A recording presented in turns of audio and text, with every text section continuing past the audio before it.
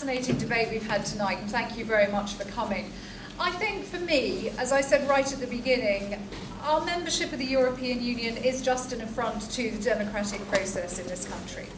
For me, when I go into the ballot box on polling day and I want to put a tick in the box next to the man or woman I think might do the job as well as they should, they either might or they might not, but at least I might get a chance at the ballot box to boot them out next time around. There's no chance of that happening while we remain in the European Union, because most of our laws now are made at an EU level. They have responsibility for immigration, the business of employment, complete control over farming, fishing, energy and trade, and much law and order issues as well. And the thing about this referendum is that it will not be the status quo if we continue to stay in. And I think if we lose this referendum, if the Remain team win the day, then the juggernaut will just keep going. And the Remain team have suggested that this won't happen, that it won't become ever more federalist, that it won't become even more of a dictatorial system. But I'm afraid the facts say a very different story. Angela Merkel, the German Chancellor, has said that one day the European Union Commission will become the European government. Jean-Claude Juncker, the President of the European Parliament, has said there can be no democratic choice against EU treaties. This will go on and on. And Kenneth Clarke, a conservative old-timer who I don't agree with on much, and I certainly don't agree with him when he said that he foresees the day and he looks forward to the day when our Westminster Parliament is nothing more than a council chamber in Europe. That is the last thing that I want to see happen.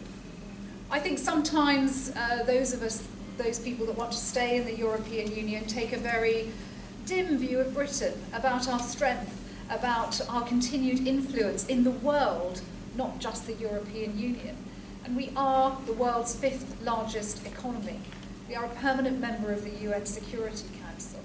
We are a strong member of NATO. We are a founder member of the World Bank and the Commonwealth of Nations.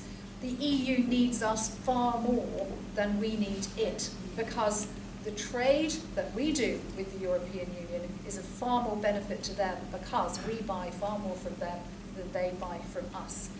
I believe that we can still have influence outside of the EU. Norway still has influence. It still gets involved at the committee stage and in debates and in the early stages of legislation, but without necessarily having to abide by it.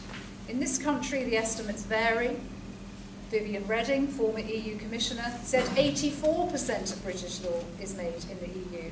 In Norway, it's just 9% of Norwegian law that they have to abide by. So it's not about the status quo. This referendum isn't about carrying on as we are now. It is about moving towards ever closer union. It is about moving towards tax harmonisation, wage harmonisation, to potentially an EU army, an EU-wide police force. Again, power being taken away from Britain and therefore away from you and me, because we cannot vote for people that we want to have in power over us. They will be imposed on us and we can't vote them out. We talked about Russia tonight, so I'm just going to end very quickly with a quote from Gorbachev. He said, "The most puzzling development in politics is the determination of European leaders to recreate the Soviet Union. It failed then, it will fail now."